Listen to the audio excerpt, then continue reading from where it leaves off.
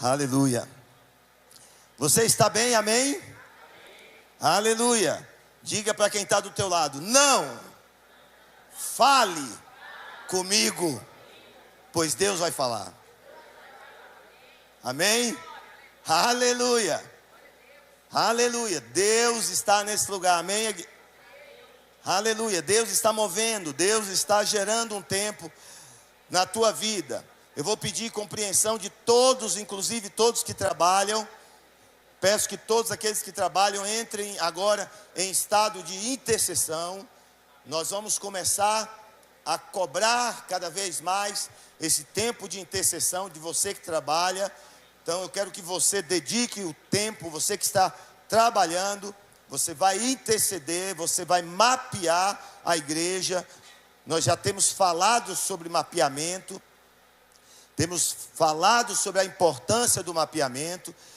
Então você que está trabalhando, você tem a obrigação agora de fazer silêncio, falar só com Deus e mapear a igreja, estar atento, antenado às coisas que estão acontecendo dentro desse ambiente, numa esfera espiritual, porque Deus está promovendo um processo de santificação para o seu povo. Deus está promovendo um processo de mudança para o seu povo, mudança essa que nos tira do Egito e nos coloca na terra prometida, e nós já vimos isso.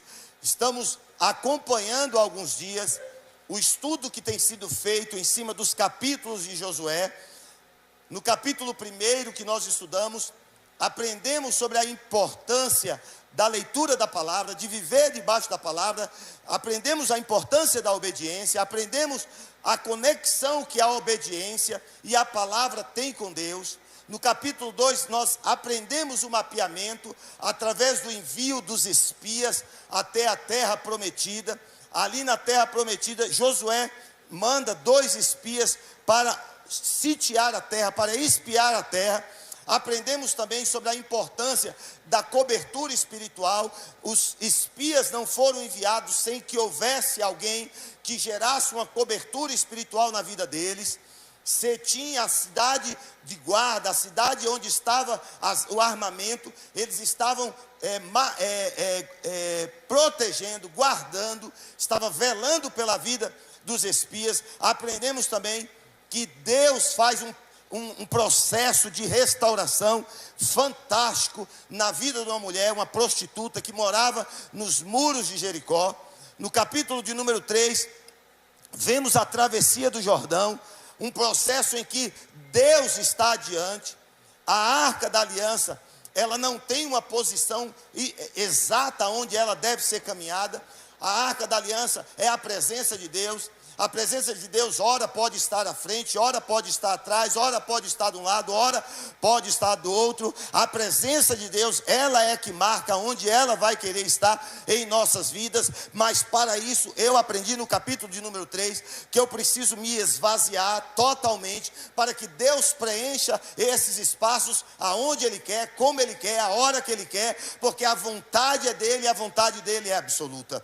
E nós entendemos também, lá no capítulo de número 3, que foi gerado esta aliança entre Israel, entre o povo de Deus e o Senhor, e a arca da aliança chega no meio do rio. O rio então cria uma barreira e eles passam a seco. No capítulo de número 4, nós temos como uma palavra-chave aí, altar e pedras. Deus dá uma ordem a Josué de que eles construíssem 2 altares. Um altar seria o altar externo, o outro altar seria o altar interno. Esse altar deveria ser construído com 12 pedras, que seriam tiradas do leito do rio, em volta de onde os sacerdotes estavam pisando os seus pés e segurando a arca da aliança. Porque aonde a presença do Senhor está, nós aprendemos que aonde a presença do Senhor está, aquele lugar é santo.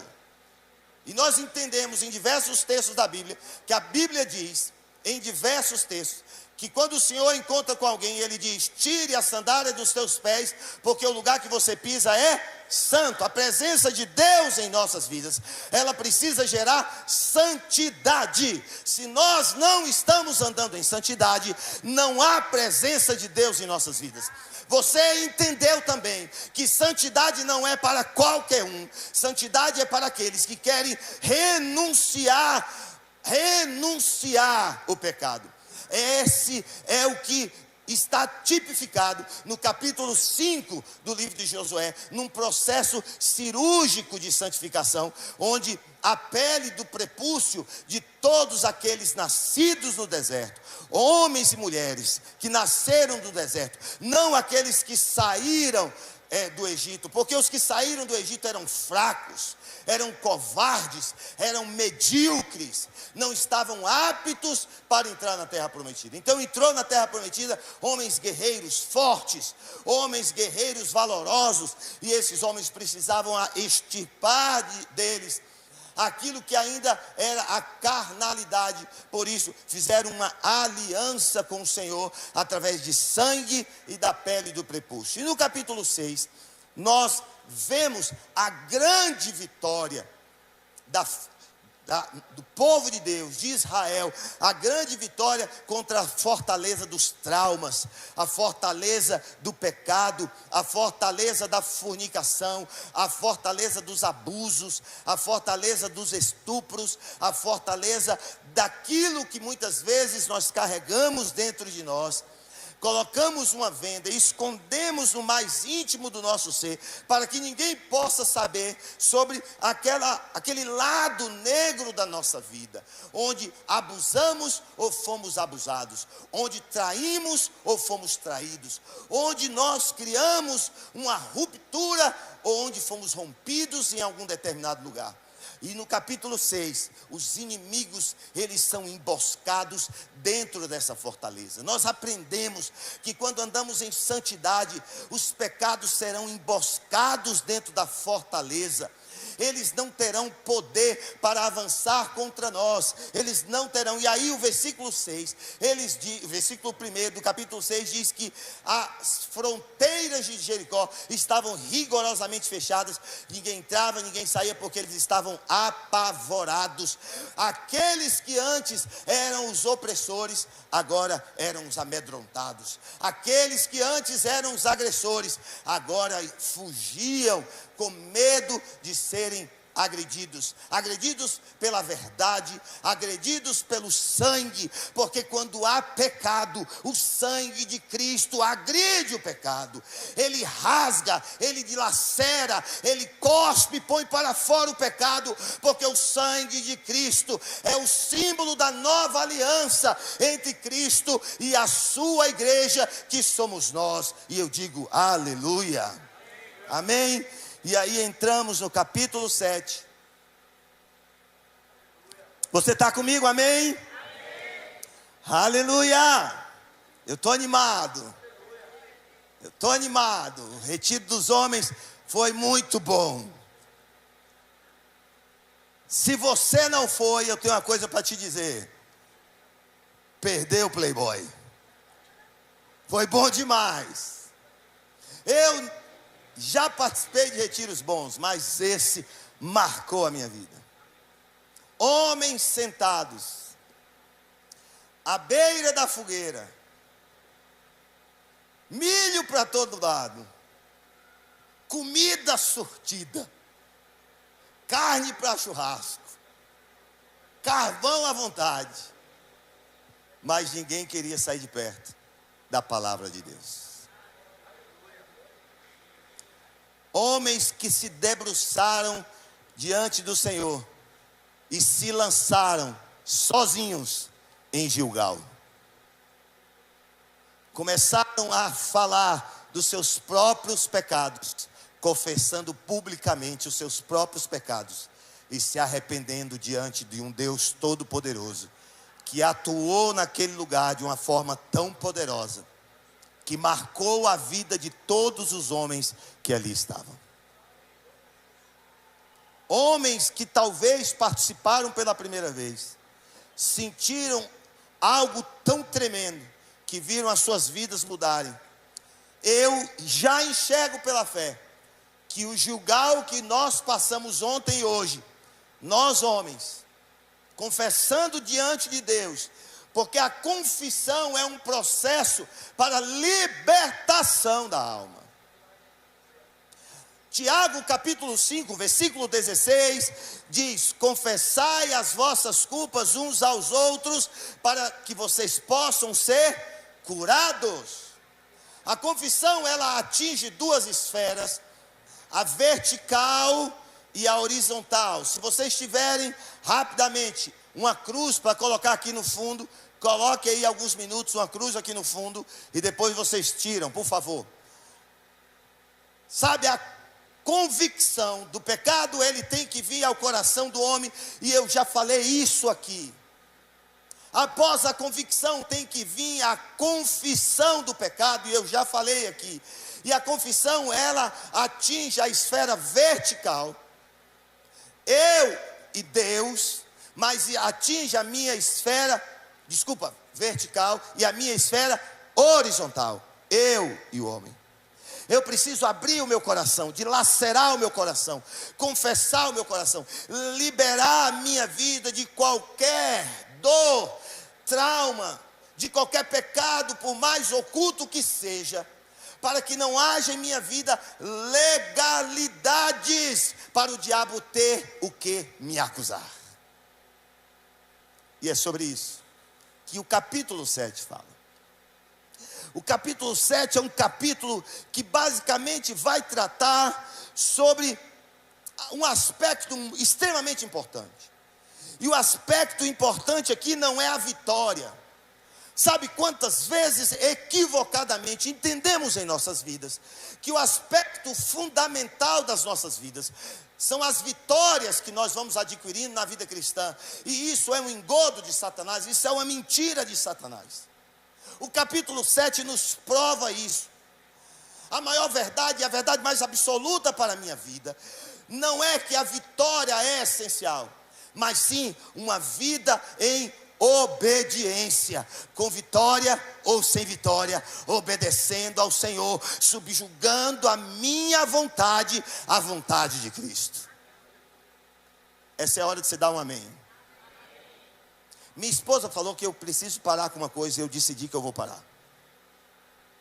Minha esposa falou assim: pastor, eu disse, meu bem.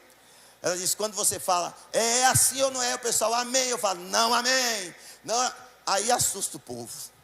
O povo fica com medo de responder e não fala mais. Então, a partir de hoje, eu não vou mais assustar você. Então, se não for o não amém, eu vou ficar quieto, não vou dizer. Então pode dizer amém à vontade. Amém? Amém? A gente precisa entender no capítulo 7 que um dos aspectos principais para que eu tenha a maturidade cristã é entender a reprovação divina. Nós não estamos sendo tratados na geração que estamos vivendo a aprender a lidar com a reprovação.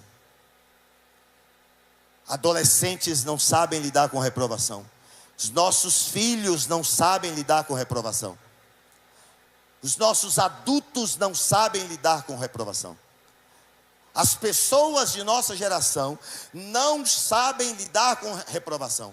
E a reprovação é um processo essencial na escola do aprendizado divino. Nós precisamos entender que ora receberemos de Deus um sim, amém? Mas há horas que nós receberemos de Deus um não, amém também. E aqui nós entendemos esse aspecto no capítulo de número 7. Eu quero que você acompanhe, e eu não vou ler na minha tradução, porque eu preciso de uma palavra que está em outra tradução. E diz assim, versículo 1 do capítulo 7 do livro de Josué, diz assim: prevaricaram. A sua tradução, quantos tem essa palavra na sua tradução? Prevaricaram os filhos de Israel. Quem prevaricou, amados? Os filhos de Israel nas coisas condenadas. Há versões que estão dizendo naquilo que é anátema. Anátema ou coisas condenadas. Pastor, o que é anátema ou coisa condenada? Vamos chegar lá. Sigamos aqui. Por quê? Porque prevaricaram os filhos de Israel. Porque os filhos de Israel prevaricaram no anátema. Porque os filhos de Israel prevaricaram nas coisas condenadas. Por quê, pastor? Porque Acã, olha o que diz a Bíblia. Porque Acã, filho de Carmim, filho de Zabdim, filho de Zera, da tribo de Judá, tomou das coisas condenadas, tomou daquilo que era anátema, e ele desobedece. Há um processo aqui de quebra de princípios. Vamos voltar um pouco. Deus havia dado uma ordem que eles deveriam invadir Jericó, rodar a cidade 7 vezes, 6 dias, uma vez por dia. No 7º dia rodar 7 vezes. As muralhas iriam cair. Após Josué dizer, gritai, e eles iriam dizer, por Deus, as muralhas então caíram. Mas antes disso, Deus deu uma ordem, destrua tudo. Não é para ficar nada. Aqui há uma lição tremenda para a nossa vida. A terra está chegando num auge de sodomia. A terra está chegando num nível de maldade tão grande, que nós estamos prestes a ver o copo desta maldade transbordar. Homens maus maquinam coisas más durante o dia. Homens maus maquinam coisas más durante a noite. Quantas vezes vemos no noticiário que ele sai para roubar, para levar o carro, chega lá, ele não rouba, ele simplesmente arranca a arma, tira a vida da jovem, deixa ela morta no meio da calçada e nem o carro ele leva. Nível de maldade que alcançou a sodomização. Deus diz, eles estão num nível de maldade tão grande que não é para servir nada como despojo de guerra. Vocês vão pegar o ouro, vão pegar a prata e vão pegar os vasos de ferro e vão separar para a casa do tesouro. Mas todo o resto será destruído, queimado, aniquilado, nada vai ficar. Eles ganham a batalha. Mas o que nos diz o versículo 1?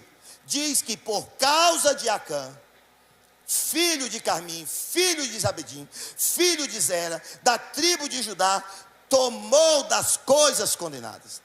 Eles prevaricaram. Pastor, o que é prevaricar? Prevaricar é deixar de fazer algo de ofício, sabe? É aquilo que você tem a disposição legal de fazer. Você tem a obrigação de fazer, a obrigação expressa de fazer, e você não faz. E você não faz por quê? Porque visa o seu próprio interesse. Principalmente agentes públicos incorrem no crime da prevaricação. Mas nós cristãos também podemos correr no pecado da prevaricação. Acã, ele incorreu no pecado da prevaricação. E o final do versículo fala algo que a primeira palavra do versículo, ela tem uma correlação com o final dele. Diz, prevaricaram os filhos de Israel. Aqui está no plural. Quem pecou foi Acã, mas a prevaricação é de todo mundo. E eu quero tratar sobre esse aspecto para que você tenha uma visão e compreenda daquilo que a palavra de Deus está falando. Diga assim, Senhor, fala mais fácil, Senhor, abra minha mente. Olha o que diz o final do versículo. A ira do Senhor se acendeu contra os filhos de Israel. Aqui não foi o diabo, aqui não foram os demônios, aqui não foi Satanás. O próprio Deus, ele se ira contra Israel. Irá é um sentimento que acende um zelo e um impulso numa ação necessária de correção. A ira precisa estar acompanhada com esse zelo necessário de correção. E se não houver uma ira acompanhada de um zelo de correção, não é ira, é ódio. E a ira está ligada a uma palavra que nós não encontramos na Bíblia. Mas a ira divina está ligada a uma palavra que nós não encontramos na Bíblia, mas que muito se fala no meio cristão: retaliação. Já ouviu falar sobre retaliação? Quantos aqui, levanta a mão, já ouviram falar sobre retaliação? E é sobre isso que eu quero falar. A retaliação é quando Deus usa um inimigo para corrigir um filho dele. Eu vou falar de novo, porque isso vai bugar a sua mente, e eu preciso que você entenda o que eu estou dizendo. A retaliação é quando Deus permite que o inimigo seja usado para corrigir um desobediente. O mundo espiritual não deixa você avançar. O mundo espiritual não deixa você prosseguir se você não resolver as suas histórias do passado. O mundo espiritual não deixará você avançar se você não resolver os traumas que estão infligindo a sua alma, que estão abarrotados na alma. Quantos pastores, quantos músicos, quantos mestres, quantos líderes, quantos crentes não têm a sua vida cristã avançada, porque os traumas do passado que lhe ligam a uma vida espiritual não foram resolvidos, e ele carrega acusações constantes de Satanás sobre a sua vida. Há alguém aqui que não está entendendo o que eu estou dizendo? Então quem está entendendo, diga amém. O problema não é a fúria do inimigo. O problema não é o inimigo se levantar contra nós. O problema é a ira de Deus que vem sobre as nossas vidas pecaminosas e dissimuladas. E nós não temos falado sobre isso. Nós não temos falado e levado a igreja a entender que Deus também é um Deus que corrige.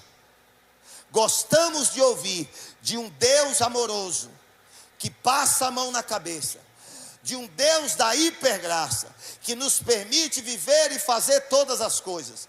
Mas eu quero lhe dizer uma verdade absoluta: esta não é a graça do Evangelho.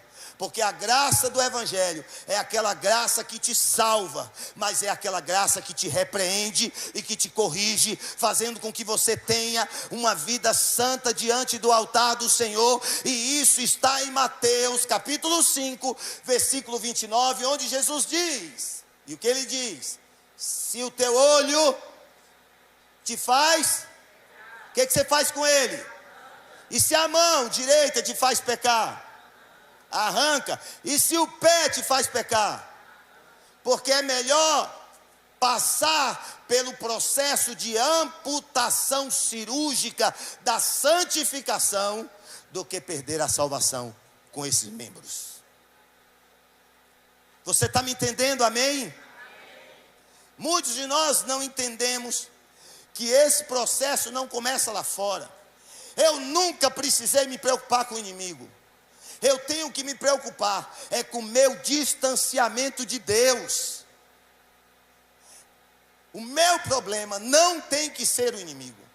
O meu problema tem que ser a minha distância de Deus. A distância que eu estou cavando entre a minha adoração e o meu Deus. Esta tem que ser a minha preocupação. Quanto mais próximo a Deus, quanto mais perto a Deus, menores serão os inimigos. E quanto maior a minha distância de Deus, maior será os meus inimigos. E nesse processo, nós precisamos entender que Deus está tratando de nós com um processo de correção das nossas vidas. Amados, vida cristã não é viver a vida de qualquer jeito, amados. Não é. Eu não me lembro quem me fez a pergunta, mas alguém me fez uma pergunta hoje lá, e disse assim: pastor, as pessoas lá atrás pagaram um preço muito alto, na Inquisição, no início da igreja, para que nós hoje vivêssemos a igreja. Eles deram a vida, Paulo deu a vida, Pedro deu a vida, os apóstolos, os mártires deram a vida. E o evangelho chega a nós até hoje. E o que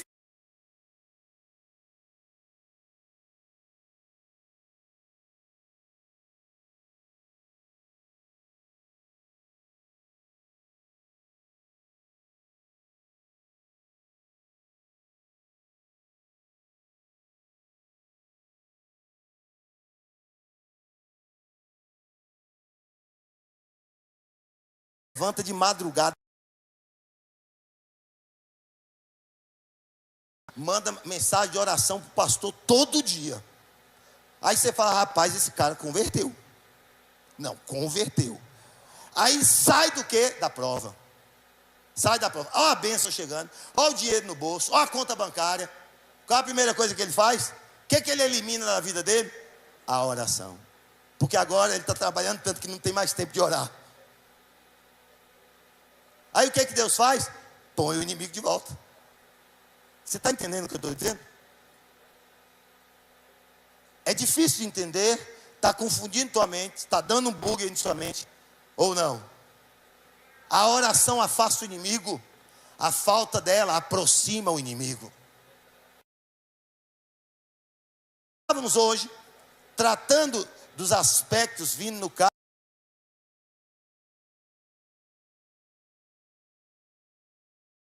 Só lembro que foi uma presença gloriosa lá.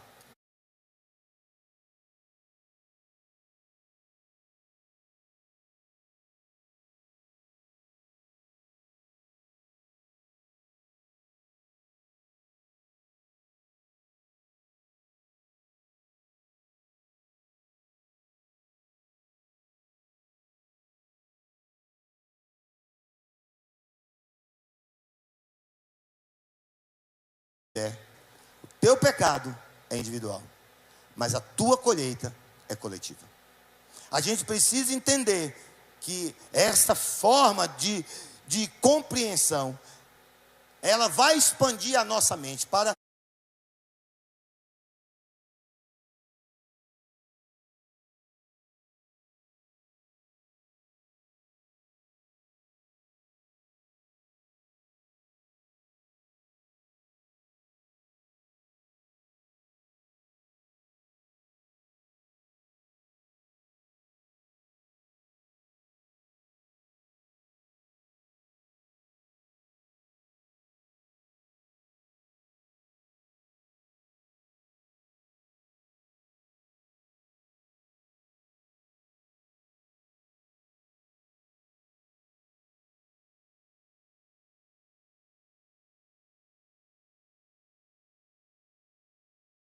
engana que Deus não irá nos disciplinar para que a gente possa viver uma vida santa. A Bíblia nos ensina também que o terceiro aspecto importante do fator implícito aqui é o nível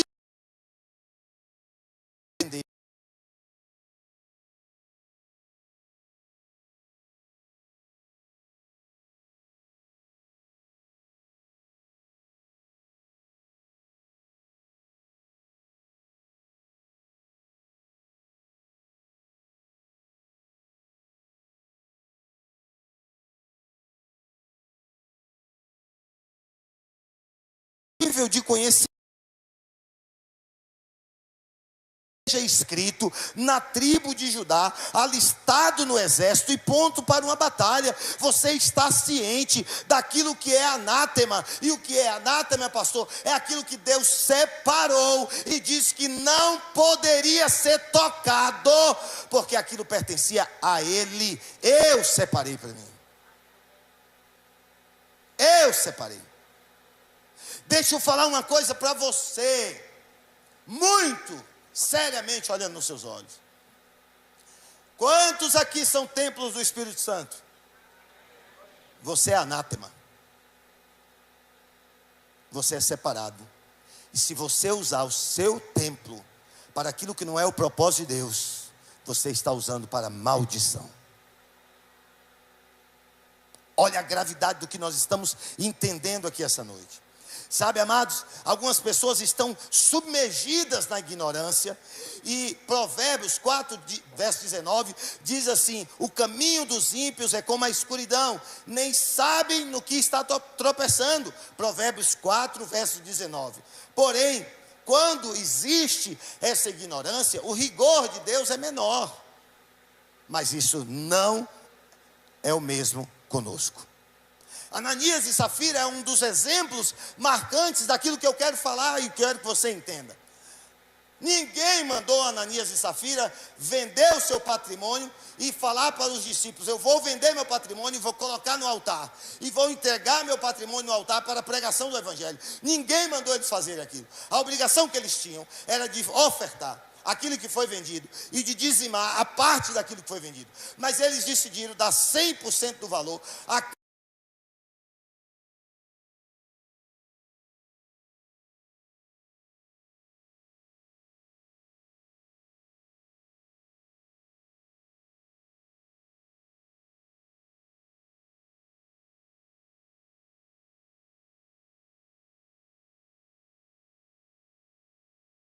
eles.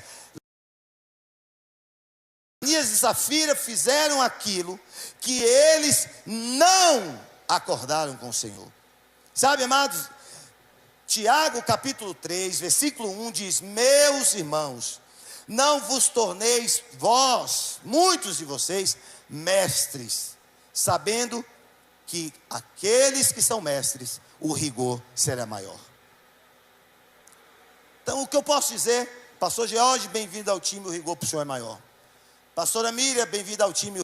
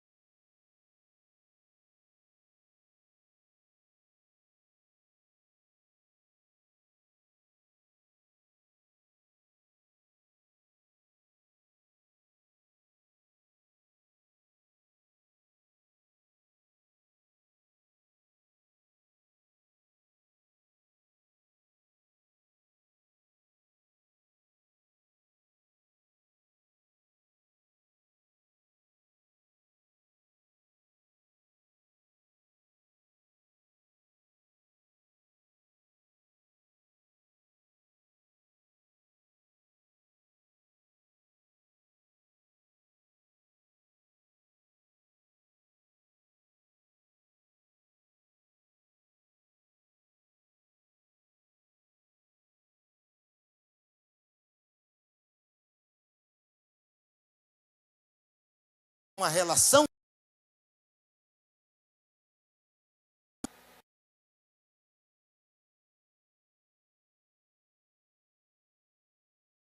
através da cruz de Cristo Jesus. Sabe, a culpa do pecado pode ser pessoal, ela é moral, ela é intransferível, mas as corporativas,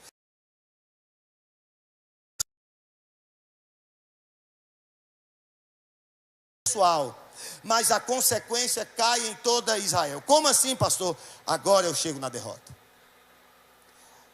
Josué, ele diz: ei, eu quero que vocês escolham aí 2 espias, vão invadir a terra, espiar a terra. E eles espiam a terra e volta e diz: Josué, não manda 30 mil homens. 30 mil homens é homem demais. Ai, é pequena, existe poucos homens lá. Não manda todos esses homens não, porque o que vai acontecer é uma canseira e fadiga. Botar 30 mil necessário.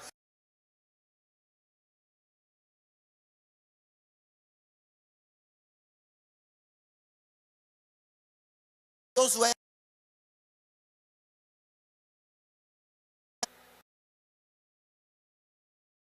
está com Deus, mas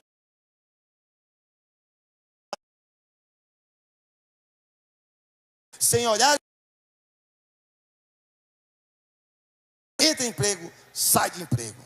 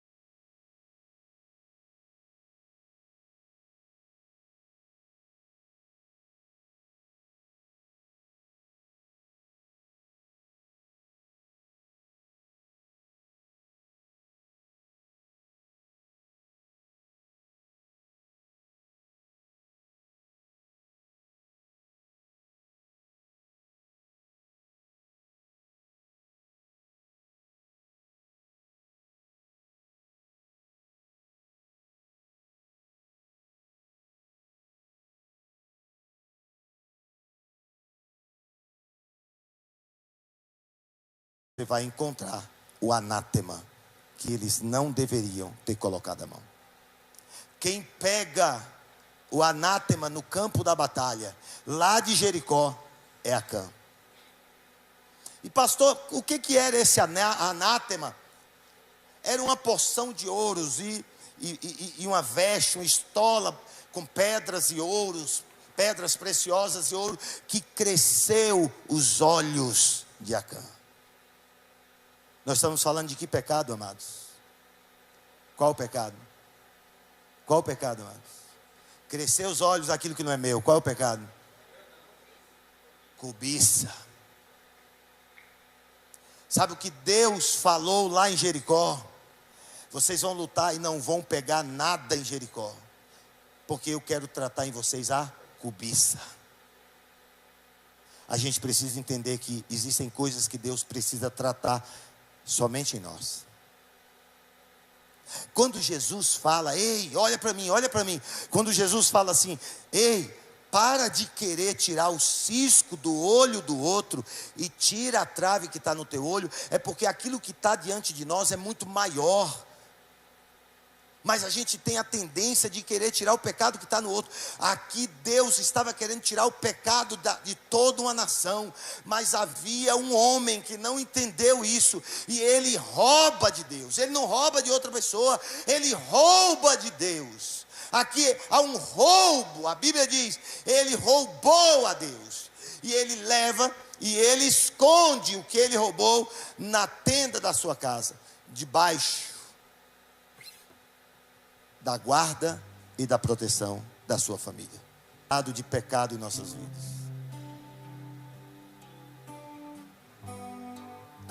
O que tem gerado de pecado em nossas vidas? Alguém tem coragem, sem saber o motivo, de levantar a mão assim? Muito bem. Gente, passa o filme da vida da Rebeca aí, por favor, desde o seu nascimento até agora. Talvez alguns de nós teríamos a coragem de passar por isso. Aqueles que já passaram por Gilgal não estão nem aí. Mas muitos de nós não teríamos coragem de colocar a história de nossa vida estampada aqui. Mas eu não preciso colocar a história sua estampada aqui, uma vez que Satanás, ele já sabe. E são nessas coisas que estão escondidas na alma que Satanás está trabalhando em nossas vidas. Qual é o anátema que a gente tem juntado ao longo da nossa vida? O que Deus essa noite quer arrancar de você? O que está te impedindo de ter uma vida santa e consagrada? O quê? O que está impedindo você de ter uma vida santa e consagrada? Eu preciso terminar, mas eu quero terminar contando uma experiência própria.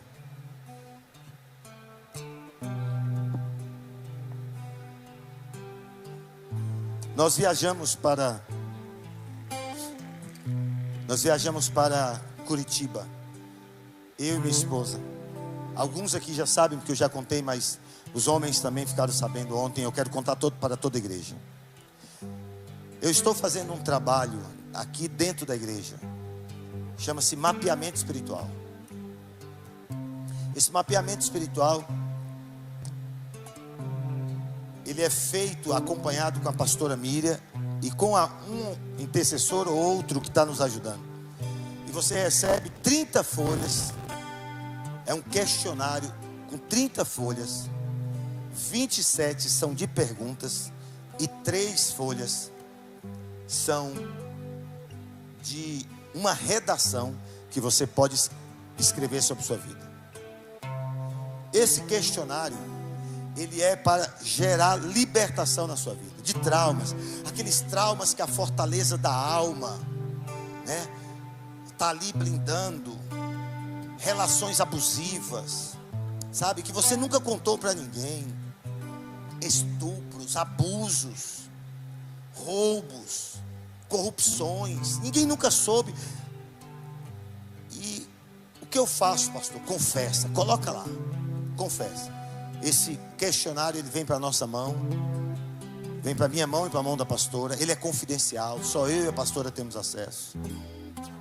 Depois da gente orar e analisar esse questionário, a gente chama você e nós vamos passar você por um processo de 4 ou 5 horas de atendimento.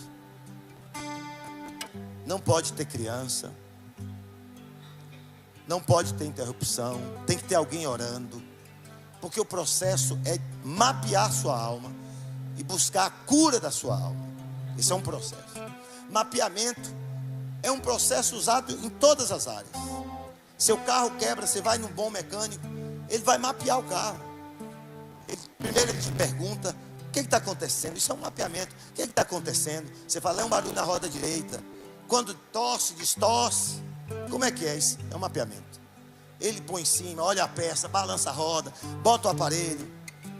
Quando você vai no médico, um clínico geral: doutor, estou aqui assim, aí, rapaz, é difícil falar de médico. Eu tenho meu amigo, meu irmão, minha ovelha, que está ali no fundo, que é médico. Aí eu fico com medo de falar alguma coisa que está fora, né? Mas você me corrige depois. Estou indo bem. Aí você vai no clínico geral, aí ele lhe faz algumas perguntas, mapeando você. A depender do que ele compreendeu nesse mapeamento prévio, ele te encaminha para um urologista, ginecologista, para um especialista, para você fazer um exame mais detalhado e depois trazer esse exame para ele. Ou o próprio, médico especialista vai dar o diagnóstico. Isso acontece em toda a área. E na área espiritual, isso tem que acontecer. Sabe, amados, eu aprendi nessa viagem que eu fui, que quem precisa de libertação não é o povo do mundo. O povo do mundo não precisa de libertação. O povo do mundo precisa de Cristo. Quem está lá fora tem que ouvir o Evangelho. Mateus, na grande comissão, não fala: ide por todo mundo, libertai todas as nações, curai todas as nações, e os libertos aceitam Jesus. Não, lá diz: ide por todo mundo, pregai o Evangelho a toda criatura. Quem crê e for batizado será salvo. Sabe, salvação, presta atenção, a galera do fundo, todo mundo presta atenção. Salvação é uma coisa, libertação é outra. Uma coisa é uma coisa, outra coisa é outra coisa. Salvação não tem nada a ver com libertação. Eu posso ser salvo e não ser liberto. Eu posso ir para o céu e não ter sido liberto, com aqueles traumas, com aquelas dores. Porém não é isso que Jesus quer para nós. Sabe o que ele diz lá em João capítulo 10, versículo 10? Eu vim para que vocês tenham vida. Mas é só isso? Não. Vamos lá? O que é isso aqui? Aqueles que já sabem falar alto aí. Vírgula. Ele veio para nos dar vida após a vírgula. Uma vida. Aleluia. Glória a Deus. E aí tem um mapeamento. Tem um monte de gente aqui. E eu vou perguntar, porque quem passou por Gilgal não tem mais vergonha de nada. Quantos aí estão passando por Gilgal? Levanta a mão aí. Aleluia. Tem gente lá no fundo, ali. Tem muita gente aí no Gilgal. E o povo do Gilgal, uma coisa que quem está no Gilgal não tem. É o que, pastora?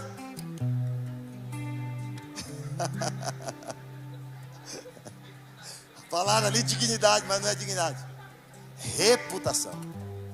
Quem passa por Gilgal não tem mais reputação. Entendeu que a reputação que tem é a de Cristo. De Cristo. E esse questionário, quem passa por ele, eu vou falar algumas coisas que acontecem. Quem passa por Gilgal aí, pega o questionário, sente dor de cabeça, náuseas, vômito, sente sono. Quando vai preencher o questionário, parece que a testa bate na mesa assim de tanto sono. É espiritual. Só que eu passei por isso lá em Curitiba. Coloquei toda a minha vida. Os meus amigos mais perto podem até falar: botei tudo. Minha esposa também botou tudo. E aí o primeiro dia que nós chegamos lá, um pastor foi nos buscar. E aí nós chegamos. Parou do nosso lado um carro, outro Uber, e desce um pastor venezuelano. Ele olha para mim e fala: Pastor Carlos Magno, que bom vê-lo. Aí minha esposa olha para mim e diz: quem é? Aí eu olho para ela: Não sei. Não sei. E os dias vão avançando.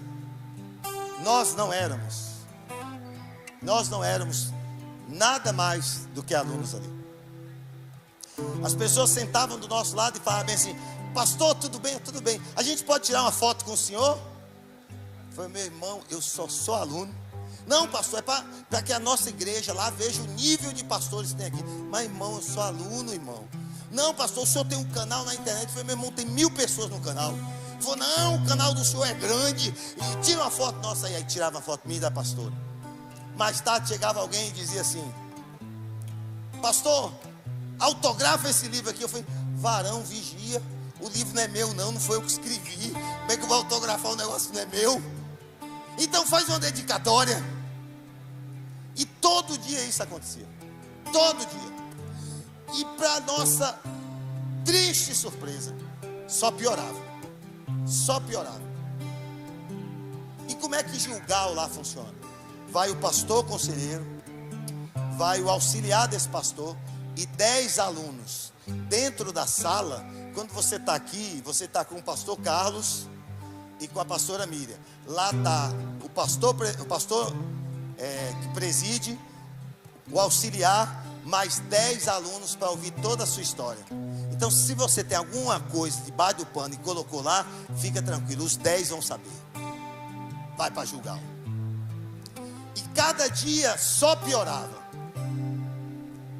O povo, a gente chegava num lugar, as cadeiras ocupadas, a gente olhava para lá e para cá, o pessoal falava: ô pastor, se eu tirar a Bíblia aqui, o senhor senta aqui. Eu falei: não, gente é aluno, tá igual você. A gente chegou tarde, tem que sentar lá no fundão. Não, o senhor tem que sentar aqui na frente. As coisas foram crescendo, que eu inspirei para minha esposa, falei assim: ô amor, eu acho. Aí, no meio disso, alguém vinha e se inscrevia.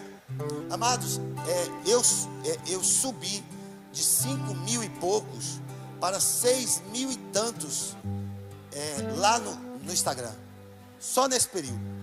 Eu falei: não, tá errado esse negócio, tem alguma coisa. E aí eu conversei com minha esposa, ela conversou comigo, ela falou: amor, vamos pedir a nossa ficha de volta. Vai ser vergonha coletiva demais, é muita gente para ouvir, né? Muita gente sabe quem a gente é. Aí a gente foi conversar com a pastora presidente, pastora Márcia Renata.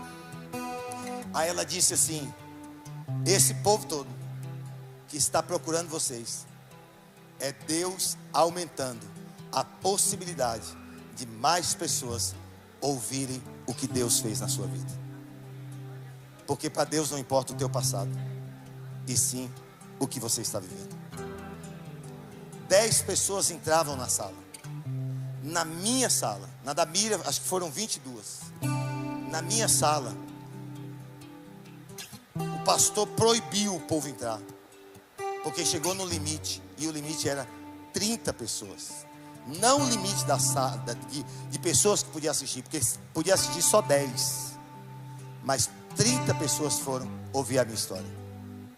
Quando eu saio de lá, lágrimas, cabeça erguida e dizendo: cadê você, Satanás? Vem cá acusar.